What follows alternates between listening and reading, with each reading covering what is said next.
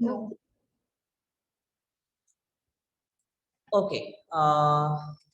Good morning, everyone.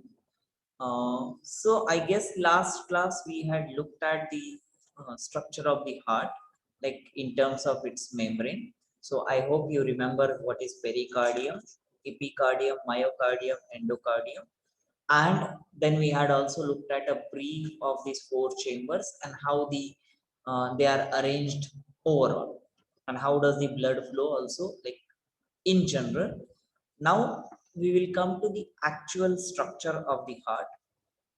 So let me revise all the components that we had done earlier. So if you remember, there will be epicardium, which is outside the heart, right? Sorry, not epicardium, pericardium, which is outside this heart structure, which is like a sac-like structure within which heart is embedded into, and that is present on slightly on the left side of the body. I had a question about the pericardium. Yeah. The pericardium, so it's just a sac, right? It doesn't expand and contract with the heart. No, Okay. but it is a kind of elastic one. Okay, because the So, heart yeah, expands inside. exactly. And also around the heart, there is a pericardial fluid which is within the pericardium sac. So that way it occupies this space. Yeah, so that is pericardium, and within the heart walls, that you what you see here, like this red color borders, apart from these blood vessels, these will make your three layers, what we have seen here: epicardium, myocardium, and endocardium, out of which myocardium has the uh, most of the muscle cells which contribute to the pumping action of the heart. That is what is contraction and relaxation of the heart, that is happening due to the myocardium present in the heart, and that is being shown here. So in general, this is right atrium, left atrium, right ventricle, and left ventricle. So upper two chambers, they are atrium, lower two chambers, they are ventricles.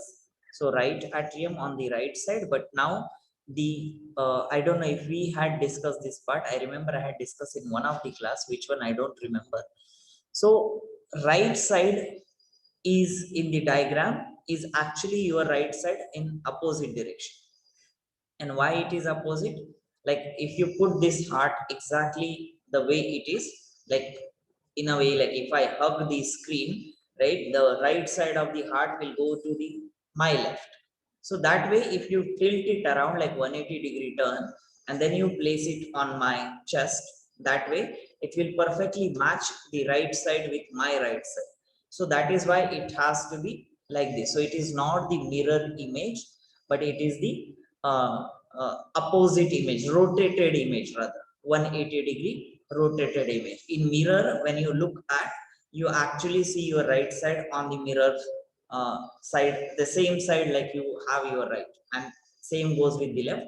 But in this specific diagram, it is opposite. So when you have to remember it, you have to remember it in the opposite direction. Usually while we draw all the other diagrams, we usually draw them on the right side. So if I say on the screen's right side, what you have is the left atrium and the left ventricle. So that way it is opposite. So just make a note of this, that it is opposite to your bodily directions. So that way, right atrium, right ventricle, left atrium, and left ventricle. Now, if you look at the wall thickness of the atrium compared to the ventricles, yeah, atrium they have thinner walls, and ventricles they have thicker walls. Now, let me ask you a question here. Why do you think atria they have thinner walls and the ventricles they have thicker walls?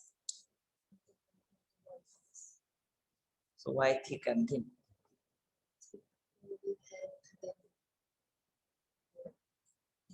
Maybe. Okay, let me ask. Yeah. I'm not sure, but maybe the ventricles have thicker walls, so there's less chances of like there being a hole there or something, so that the blood doesn't mix. So the blood flows more in the ventricles because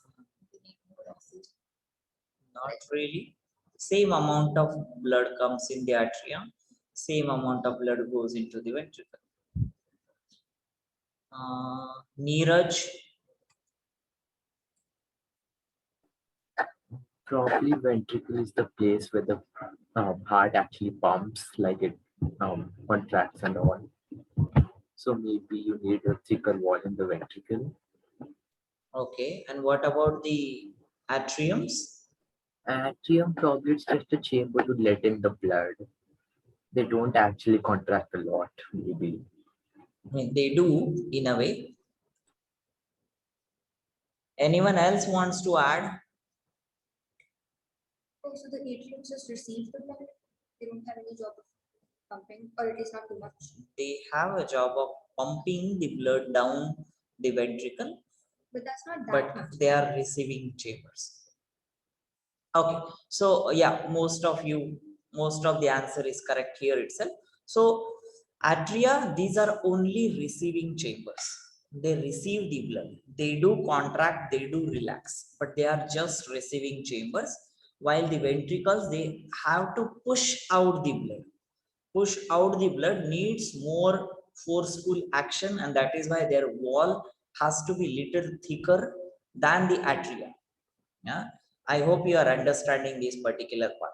Right ventricle will push the blood somewhere, and the left ventricle will push the blood somewhere. And right ventricle specifically push the blood into pulmonary artery, and the left ventricle specifically push the blood into aorta, that is into the body, and the right side, right ventricle will push into the lung. So that way they have to push the blood away from the heart. That's why it is more forceful action, so more thicker wall. And on the contrary, atria, they just have to pass down the blood from atria to ventricle, which is like kind of can flow by gravity also, like that way. And that is why the atria need not have thicker walls, they just have thinner walls. And the ventricles, they have thicker walls. Now within the right ventricle and the left ventricle also, but left ventricle has the thickest wall. So again, if you see, look at the diagram, you can see left ventricle, it has the thickest wall amongst all the other chamber. And right ventricle, it is little thicker compared to atria, and less thicker than the, or thinner than the left ventricle. So that way, if you look within the ventricles, left ventricle has the thickest wall. And again, why that happens? Because left ventricle is the one which pushes the blood through aorta into whole of the body parts. So that is like a little larger chamber comparatively, and it has to push the blood with little more force, because the diameter of aorta is also little bigger, so it will need more force compared to right ventricle. And that is why the left ventricle has more thickness. Now where is the other diagram? Okay, I guess okay, so now let's have a look at the blood flow. So I will first try to explain with this particular diagram, and then we will go to that schematic, so which will be kind of revision. So we know what are the chambers, we know what are the structures around the heart, or the especially in terms of heart walls. Now let's assume, let's start with the right atrium. Now whatever is shown blue in this diagram is deoxygenated blood. That means it does not have oxygen, it will have carbon dioxide. Now this does not mean that there will be no oxygen at all. There will be oxygen, but it will be maybe to a very minimal level, and there will be maximum of the carbon dioxide level. So that is what is deoxygenated blood.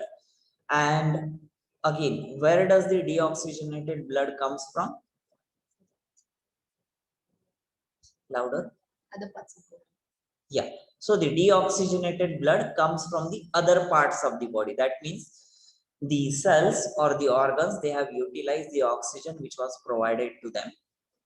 In exchange of that oxygen which is taken by the cells, they will give out carbon dioxide which will come in the blood, and that blood is being brought to the right atrium. Now this blood is brought via two special veins, which is called as vena cava. These are the vein, which means they are carrying deoxygenated blood, and these particular ones which are coming to right atrium, they are called as vena cava. This is specifically divided into two. Reason being, one collects from the upper part of the body, that is above the heart, and the other one collects from the lower part of the body. So that way there will be two vena cavas. One is called as superior vena cava, that is from the upper part of the body. So if you see here in the diagram, vena cava from the upper body, and you can see the arrow direction as well. That means it is bringing the deoxygenated blood, because it's in blue, to the right atrium. And the second one is the inferior vena cava. That means the vena cava from the lower body. So it is bringing the blood from the lower part of the body into the right atrium. Okay. So I hope you all are following this. So right atrium is the uppermost right side chamber, which will have two inlets. One from superior vena cava, that is upper part of the body, and the inferior vena cava, that is the lower part of the body. That is the, so ultimately, like all the branches from the lower part of the body, they will combine. At one point, it will become a little bigger one, and that will come into the right atrium as a inferior vena cava. And same is the case with the superior vena cava. I hope you know the words superior and inferior. That way, it will not be difficult to remember. And these are specifically called as vena cava. I guess this is some Latin or Greek word. I don't know exactly, but these are the veins for sure. So now the blood has come into the right atrium from superior and inferior vena cava. Now from right atrium, the blood flows down to the right ventricle. You remember, there is always a septum in between right and left side. So the deoxygenated blood does not mix with the oxygenated blood. That is from right side to left side, the blood does not mix, right? Yeah. What are those flaps called? We will come back to it. As of now, we'll just look at the simplistic, and then we'll go to the flaps. So from the right atrium, the blood will flow down to the right ventricle through this flap-like structure, which will come back a little later. These are like a gates for this heart, which will not allow the backward flow of the blood. For that, these flaps are present, or what we call as walls of the heart. And we will look at each of these walls a little later after we look at the mechanism of the blood flow. Now, from right atrium, the blood has flown into the right ventricle. So that means for that, the atrium has to contract, right? So to push the blood down, the atrium has to contract. So right atrium will contract. Right ventricle will have to relax to receive the blood. Relax in terms of, like, it will just stretch a bit, right? We also call our stretching exercises as our relaxing exercises. So that is something similar. So in right atrium, when the blood is coming, it will be relaxed stage, then it will get filled. After it is filled, it will contract and the right ventricle will relax. So that way it will receive all the blood. Now from right ventricle, the blood, you can see the arrow is going into the pulmonary artery. Now this is the exception. If you remember that earlier slides where I have skipped 3 points. So this is the pulmonary artery, which is being an artery, it is carrying the deoxygenated blood. Now the general consensus of the blood vessel within our body is that all the arteries, they will always carry oxygenated blood.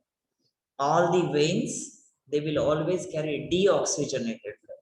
That is the general convention. But there is an exception, which is pulmonary artery. Even though it is called artery, it will carry deoxygenated blood. And there is pulmonary vein, which we'll see later, which even being a vein, it will carry oxygenated blood. So that is what is the exception part to this artery and the vein. So again, from right ventricle, which is filled with the blood, the blood is flowing into the pulmonary artery. Yes. Wait, maybe you cover it. I'll just ask later.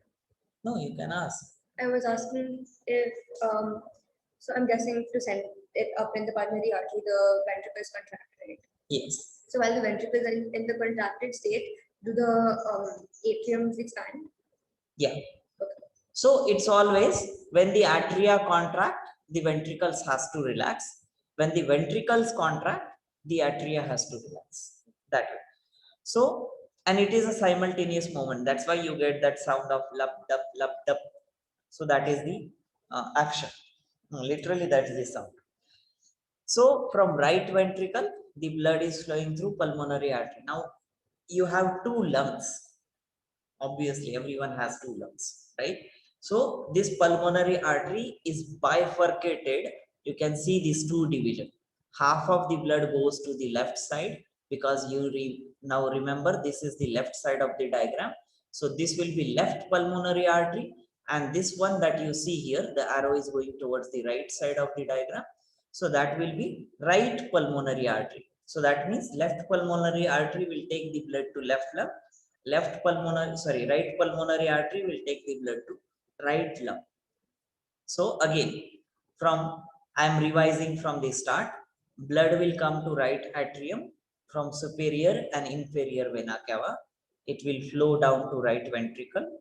From right ventricle, it will go via pulmonary artery, which is branching into right pulmonary artery and left pulmonary artery, taking the blood to respective lungs. Now, at the lungs, you know what happens, that the oxygen will be exchanged for the carbon dioxide, oxygen in, carbon dioxide out. That way, the blood gets filled with the oxygen, or the hemoglobin gets attached to the oxygen, and that will be carried back to the blood. Now, again, from right side, that is the right lung, and the left lung will carry the blood to the heart. So there will be these two pulmonary veins, which is another exception. Even being a vein, they will carry the oxygenated blood. So there will be right pulmonary vein and the left pulmonary vein. Right pulmonary vein will bring the blood from right lung. Left pulmonary vein will bring the blood from left pulmonary or left lung. So that way you have these two inlets for the left atrium. Usually what happens is when these pulmonary veins they are joined, there is a kind of pulmonary trunk, which is a kind of common area where the blood will get mixed just before the left atrium, and from there it will enter into atrium. But that you can forget. So you can simply remember pulmonary veins right and left will bring the blood to the left atrium. Now, left atrium has to receive the blood, so it has to be in relaxed stage, right? So it received the blood, it will flow down into the left ventricle. So left atrium will contract, left ventricle will relax, it will receive the blood from the left atrium.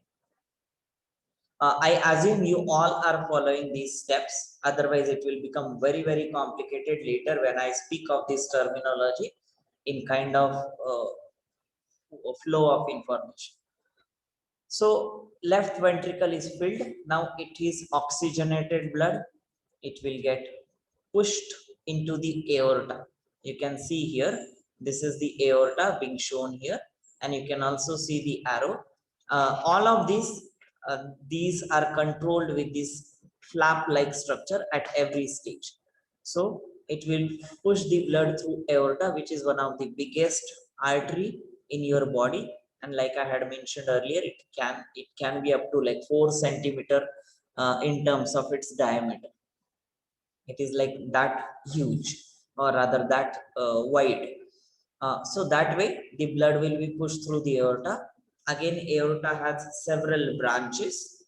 From these branches, the blood will go into different body parts. So aorta usually, I guess, has 3 or 4 branches. I'm not too sure 3 or 4, but there are approximately like that. One takes the aorta to the lower part of the body, which is called as one abdominal aorta. So from abdominal aorta, it will branch further into the right leg and left leg, and then to the kidneys and so on. So there are several branches to this lower segment of the aorta. And toward the upper side, you have something called as jugular vein or subclavian vein, and one of the branch will take the blood to the heart itself, which is called as coronary artery, which we had seen as a part of circulation or type of circulation called as coronary circulation, which will provide the blood to the heart itself. So corona, no, not corona, the aorta that way has several branches, right? Yes. So is the jugular vein like, what is the jugular vein? Jugular vein is the one which takes blood to the head portion.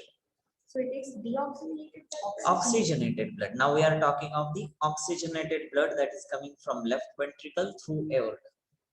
But I thought only pulmonary veins are oxygenated blood. Pulmonary veins, yeah, but then it flows down, it carried forward, it has to go back to the body parts. Okay. So from left atrium, which has oxygenated blood, it will come to left ventricle, which is still oxygenated blood. It will be pushed down through aorta, that is still oxygenated. Yeah. But then why the jugular vein? Sorry, jugular artery and jugular veins.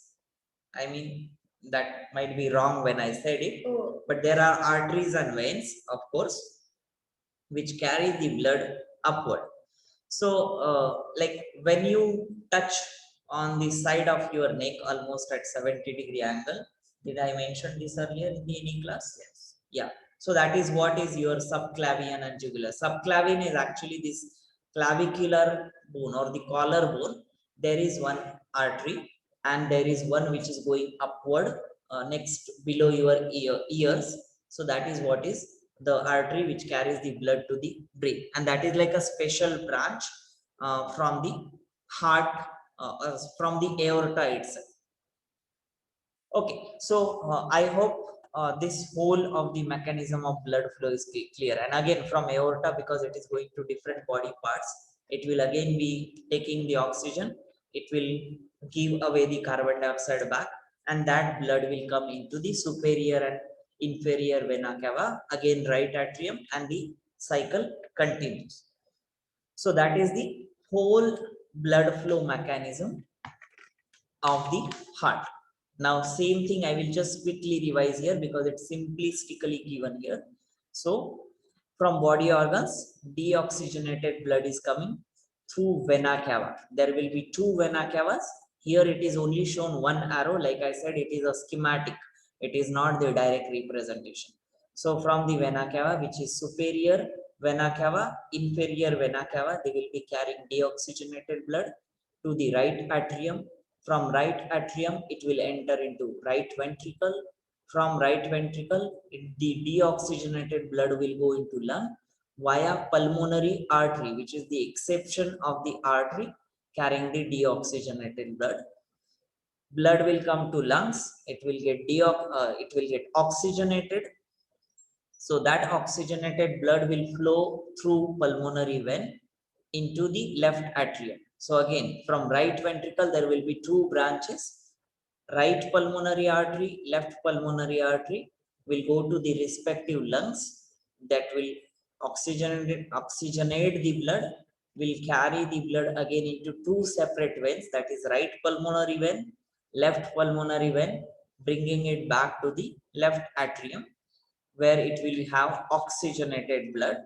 From left atrium, it will come down to the left ventricle, which will be pushed through the aorta, which will pass it on to different body parts. So that is like a quick summary of whole of this mechanism. Okay, any question, anyone? Yes. sorry, I have so many questions there. Good. So the veins inside the body, after they get divided in the from the branches of the aorta, Arteries, you mean? yeah, sorry, the arteries. Is there like one main one that divides off into different Yeah, so arteries like reverse work, or is it like one will go to here and then divide into two? Like, suppose if so I will show you, this will get more clarity. vascular, let me, blood vessels in the body, blood vessels in human body, otherwise it will show me any other body. Yeah, so I guess this should be good enough picture, but I want with labels. Yeah, Slightly this is so slightly, confusing. no, I will explain it, don't worry. They look like codes from Dr. Who. Okay, let me show you this one. Open image in the new tab. I said open image in the new tab. Yeah, hello. Kavala. Okay, now if you look at this aorta, yeah, this is the aorta. You can see how thick it is, right? I hope everyone is also able to see this. So this aorta is branching into 1, 2, and 3, and I guess there should be small branch which should come directly to the heart. So there I was right, that there are 4 branches like that. And if you see, one is going to one of the hand, other is going to the other hand, and these ones, they are going upward to the brain. Now this is the other one. Yes, see, So are there two jugular arteries? yeah, usually, but not the jugular ones. uh, these ones, they are, so when they branch, they are called something else there. Oh, You don't want to remember. So you can see here, cerebral artery, there are 3: anterior, middle, posterior. Basilar is one. So usually it is called as carotid artery, which is the main artery which supplies the blood. Yeah. Then if you see this another branch which is coming down to, then one part goes to the abdomen, one branch goes to the renal, that is kidney, and the other goes to the legs. So that way it is the sub branch. So this is the overall structure of the blood vasculature, not this one. Okay, anyone else has any other question? Yati, Himaya, Sumedh, any questions? Anusha, I got it too. Kabir, Akshay. Akshay, you have stopped asking questions. Either it's very clear or it is completely confusing. Either ways. Sir, it's not very clear and it's not very confusing. It's fine. Okay, 50-50. Fine. Okay, so that is the whole mechanism of the blood flow in the heart. Now, we will come to the heart walls. So that is what these flaps are. And we will also look at what is the importance of having them at that particular junction. So these walls, these are the flaps of fibrous tissue. Fibrous tissue, again, you would probably know what fibrous tissue is. So these are nothing but a flap-like structure, which is kind of outgrowth, right? In the cardiac chambers between the veins. Now, not always between the veins, like you can also see that in the aortic wall, like this one, which is going from the left ventricle when the blood goes to the aorta, which is not a vein, which is an artery. There also it is present. So you can simply say between the cardiac chambers and the blood vessels, and not the veins. Now these walls, they are actual flaps that are located on each end of the 2 ventricles. That means after the ventricles, they are pushing the blood down in the sense through whatever, either to the lungs or to the body organs. That's where they are present, and they are also present between the atria and ventricle. So there is a wall through which the blood passes before leaving each chamber of the heart, and the walls, they are there to prevent the backward flow, and that way they only maintain the unidirectional flow of the blood. So they act as only one-way inlets of the blood, so on one side of the ventricle, and one-way outlet of the blood on the other side of the ventricle. What does that mean is, I guess this diagram is better to explain. So that means when the blood is coming in, this has to be open and this other one has to be closed. So that way, when the blood is coming in, it is not that it will allow simultaneously this not the aorta, pulmonary artery to pass the blood as well. So this wall or this flap has to be closed when this is open, and when this is closed, this has to be open. So that way they function. And this is at the end of the ventricle. Now, end does not literally mean in the diagram the end, but wherever that flow is going to, that will be the end of the ventricle. So at the start, there is one, at the start of the ventricle, there is one flap or one wall, and at the end of the ventricle, there is another one. Similarly, on the left side, at the start of the ventricle, there is one wall, and you can see at the end of the ventricle, that is next to the aorta, there is another flap. So that way, there are 4 such walls within your heart. And the function, I hope it is very clear that they make only unidirectional flow and they do not allow blood to flow back. Now, based on where these walls are present, they are of 2 types, what we call as atrioventricular walls and the semilunar walls. Now, atrioventricular, that means between the atria and ventricle. So these walls which are present, this is the atria, this is the ventricle. Between the atrium and ventricle, that is at the start of the ventricle, there is this atrioventricular wall, one, and there is another atrioventricular wall on the left side and on right side. So left side between atria and ventricle, there is one, and on the right side between atria and ventricle, there is another one. These are atrioventricular wall and they have specific names. So that is the wall between right ventricle and atrium. That is tricuspid wall. Why it is called as tricuspid? Because it has 3 cusps. 3 cusp is, I guess, shown in one of the diagram here. Yeah. So if you see here, yeah, you can see 1, 2, 3 flaps. 1, 2, 3 flaps. So these are all tricuspid wall. You can see this one has only 2 cusp, or cusp is nothing but the flap. So that is what is bicuspid wall. So there is only one bicuspid wall. Rest all of them, they are tricuspid walls. So that is the atrioventricular walls. One of them, which is on the right side between right atrium and right ventricle, is called as tricuspid wall. And the one on left side, it is between left atrium and left ventricle, it is called as mitral wall, or it is also called as bicuspid wall.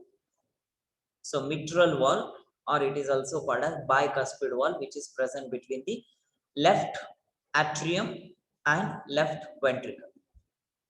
Yeah, I hope again you people are following this part. This you have to remember which is what, because that is part of the syllabus. So that way, again here, if I have to show you, deliberately I'm showing you different diagrams, because in exam you might not get one typical diagram. These are all different ways to represent this. So this is right atrium, one in blue here. The down part is the right ventricle, and this flap, which is shown in kind of red or pink, that is your tricuspid wall. You can see it here. Yeah, it is pointed exactly at this cursor point. And on the left side, there is this mitral wall, which is present between left atrium and the left ventricle, and that is bicuspid wall, which is shown here at this point where my cursor is. So that is the blood is flowing from here to the left ventricle. So that is atrioventricular wall, which is present between atria and ventricle. That is on left side, it is called as mitral wall or bicuspid wall. On right side, it is called as tricuspid wall. They are also called as left atrioventricular wall and the right atrioventricular wall. It's so simple based on which side they are on. So that way you will find several names being mentioned. The second type of walls is called as semilunar walls. These are called semi-lunar because semi is half, lunar is moon. So these are like kind of half moon shaped walls. And they are located between the left ventricle and the aorta. And it is also found between the right ventricle and pulmonary artery. That is at the exiting end of the ventricles. So again, I will go back to this diagram. So these ones between atria and ventricle, they were called as atrioventricular wall, specifically tricuspid wall on right side and bicuspid or mitral wall on left side. Now from the ventricle, the blood is flowing outside the heart. That is from right ventricle, it goes into pulmonary artery. There is one wall which is semilunar type. And from left ventricle, the blood goes into aorta, which is again a semilunar type of wall. So that way, two atrioventricular walls and two semilunar walls. So these semilunar walls, that is a pulmonary wall which is located between the right ventricle and the pulmonary artery, that is the blood which exits from right ventricle, that will be carried into pulmonary artery and it will be having a gate channel of the pulmonary wall. It's very simple to remember. From right ventricle, the blood is going to lung, which is pulmonary. So that particular wall is called as pulmonary wall. And from left ventricle, the blood goes into aorta. So that is what is called as aortic wall. So semilunar walls, these are of two types. Here, pulmonary wall and the aortic wall. While the atrioventricular walls are first and three, that is tricuspid and bicuspid or mitral wall. Okay, let me ask any questions here. Do you have any question? Which one is where and what? It's just a clarification. Hmm? So the walls are divided into two, and each of those two walls are also divided into two because of the. Correct. Okay, good.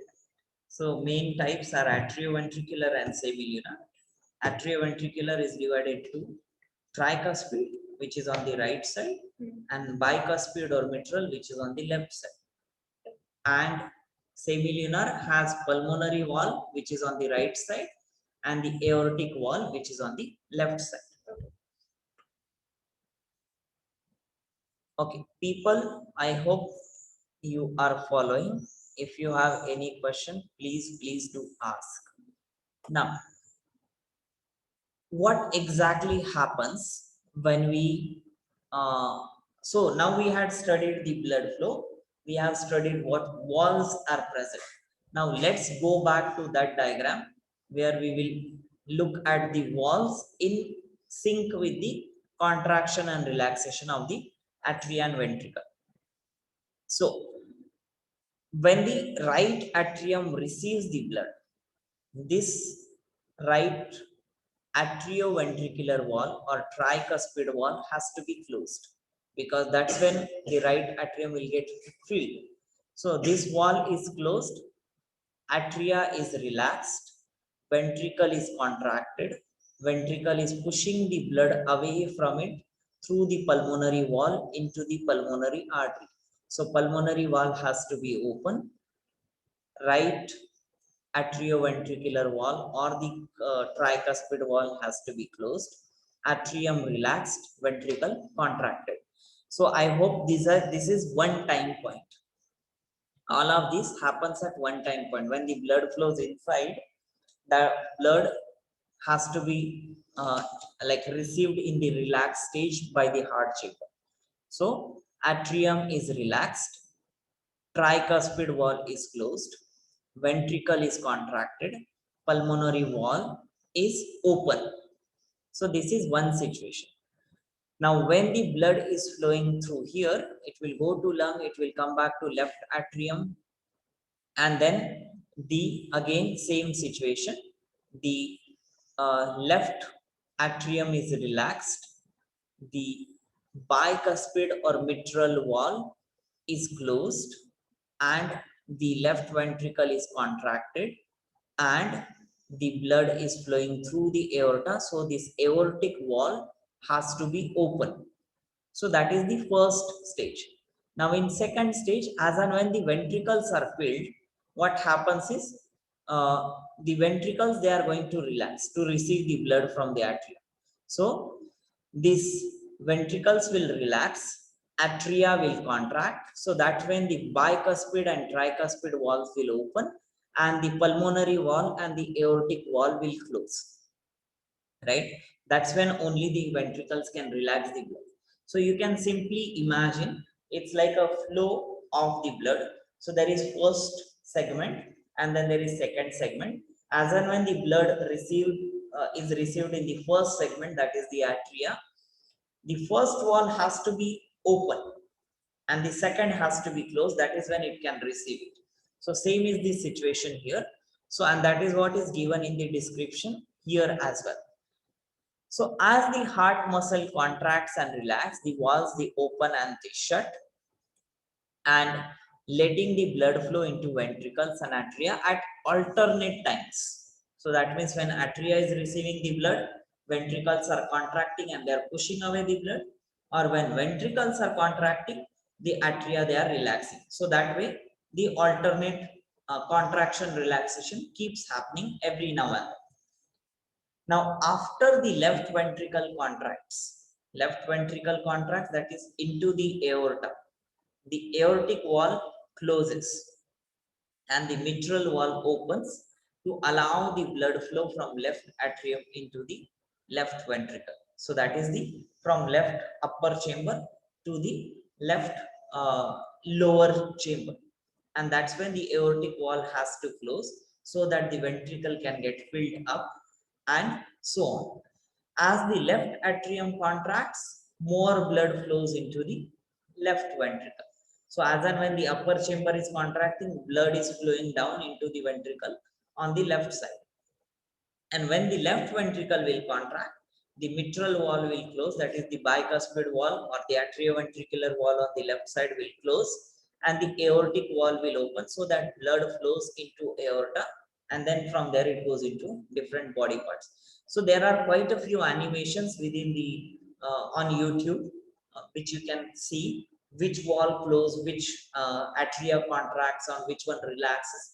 So you can do that and watch it at super slow speed on YouTube. So you will realize this whole process. Okay, if there are any questions, I will take it. This diagram is just to show you in terms of their location, where what type of wall is present. But this we had already discussed, so that you can see it on your own. Is next. This we will do in the next class. I guess we should stop here. If there are any questions, you can That's right. ask.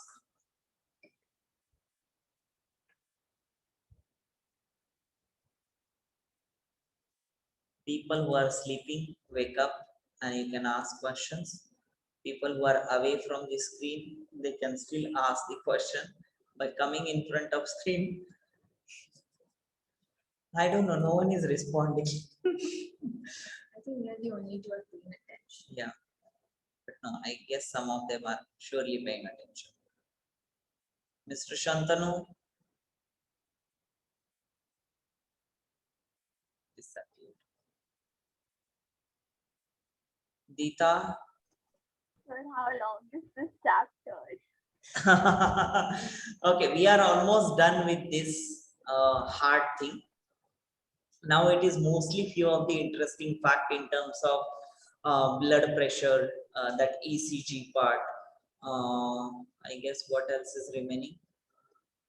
Yeah, I guess that's most of it. Yeah, we are otherwise major chunk is done. Structure part is always little tedious, and that's where I know it becomes little difficult to concentrate also. But structure wise we are done. We are done for our lifetime, and that is getting recorded. Okay, so shall I stop? I mean, you can stop, but I. Okay, let me end the class, then you can write. Stop sharing. Okay, if anyone has any questions, I'm still repeating for one more time. You can ask. Otherwise, we will stop here. Will you please stay back, sir? Yes, Aryan. Okay, so let me stop here. Thank you very much, people. Have a nice day, and I'll see you later in the next class. Bye bye.